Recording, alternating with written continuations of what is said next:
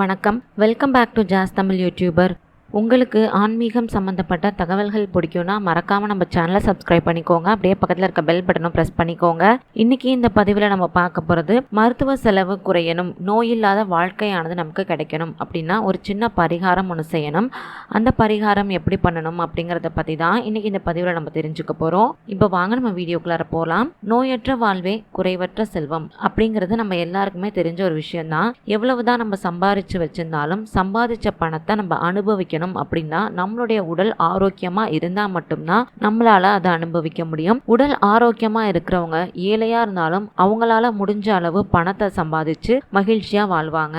இதே நமக்கு உடல்நிலை பாதிக்கப்பட்டுருச்சு அப்படின்னா நம்ம கிட்ட எவ்வளவு கோடி பணம் இருந்தாலும் அந்த பணத்தை வச்சு நம்மளால ஒன்றும் பண்ண முடியாது இல்லையா? அவ்வளவு முக்கியத்துவம் வாய்ந்தது தான் இந்த உடல் ஆரோக்கியம். அப்பேற்பட்ட ஆரோக்கியத்தை நம்ம முழுமையா பெறணும் அப்படின்னா ஆரோக்கியமான வாழ்க்கையை நம்ம வாழணும். அது மாதிரி ஆரோக்கியமான வாழ்க்கையை வாழ்றவங்களுக்குமே பாத்தீங்கன்னா ஒரு சில சமயத்துல மருத்துவ ரீதியா ஏதாவது பிரச்சனைகள் ஏற்பட்டுக்கிட்டே இருக்கும். அப்படிப்பட்டவங்க செய்ய வேண்டிய ஒரு வழிபாட்டை தான் இப்ப நம்ம தெரிஞ்சுக்க போறோம். உடல் நலம் பாதிக்கப்பட்டு அடிக்கடி மருத்துவமனைக்கு போயிட்டு இருக்கீங்க அப்படின்னா முதல்ல உங்க வீட்டை நீங்க முதல்ல சுத்தமா வச்சுக்கணும்.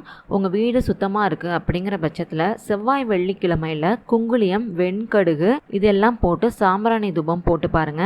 இதை நீங்க காட்டுறப்ப வீட்டுல இருக்கக்கூடிய எதிர்மறை சக்திகளோ கிருமிகளோ எல்லாமே விலகிரும். இந்த சாம்பிராணி தூபத்தோட சேர்த்து வேப்பிலை, மா இலை, அருகம்புல் இது எல்லாத்தையும் பொடி பண்ணி அதையும் நீங்க இதோட சேர்த்து போட்டீங்கன்னா கண்டிப்பா நோய்கள் விலகும் அப்படின்னு சொல்லப்பட்டிருக்கு. இதோட மட்டும் இல்லாம உங்களால முடிஞ்ச அளவுக்கு உங்க வீட்டு பக்கத்துல இருக்கக்கூடிய பழங்கால சிவாலயத்துக்கு போய் அந்த ஆலயத்தை சுத்தம் செய்யக்கூடிய பணியில நீங்களும் ஈடுபடுங்க. எந்த அளவுக்கு நம்ம பழங்கால சிவன் கோயிலை சுத்தம் செஞ்சு புதுப்பிக்கக்கூடிய பணிகள்ல நம்ம ஈடுபடுறோமோ அந்த அளவுக்கு நம்மளுடைய உடல்ல இருக்கக்கூடிய தீய சக்திகளும் எதிர்மறை ஆற்றல்களும் விலகி நம்மளுடைய உடம்பு ரொம்பவே சுறுசுறுப்பா இருக்கிறத நம்மளால உணர முடியும். நேர்மறை ஆற்றல் அப்படிங்கிறது நம்ம கிட்ட ரொம்பவே அதிகரிக்கவும் ஆரம்பிக்கும். இதோட சேர்த்து சிவபெருமானுக்கு அபிஷேகம் செய்யறதுக்கு விபூதியை வாங்கி கொடுங்க. அபிஷேகம் செஞ்ச விபூதியை முழு மனசோட நம்பிக்கையோட நெற்றிலையும் உங்களுடைய நெஞ்சிலையும் நீங்க பூசிக்கோங்க. அது மட்டும் இல்லாம இதோட சேர்த்து சிவாய நம அப்படிங்கிற இந்த மந்திரத்தையும் சொல்லி சிவபெருமான மனசார வேண்டி உங்களுக்கு இருக்கக்கூடிய நோய்கள், உங்களுக்கு இருக்கக்கூடிய உடல் சம்பந்தப்பட்ட பிரச்சனைகள் எல்லாம் தீரணும் அப்படின்னு மனசார வேண்டிக்கோங்க. இது எல்லாத்த விட ரொம்பவே ஒரு முக்கியமான விஷயம் என்னன்னு பாத்தீங்கன்னா நமக்கு உடல் நலம் பாதிக்கப்படுறதுக்கு இன்னுமே சில காரணங்கள் இருக்கு. எப்போதுமே நம்மளை சுத்தமா வச்சுக்கணும். நம்மளை எந்த அளவுக்கு நம்ம சுத்தமா வச்சிருக்கிறோமோ அதே அளவு முக்கியத்துவத்தை நம்மளை சுற்றி இருக்கக்கூடிய இடத்துலையும் அந்த சுத்தம் இருக்கிற மாதிரி பார்த்துக்கணும்.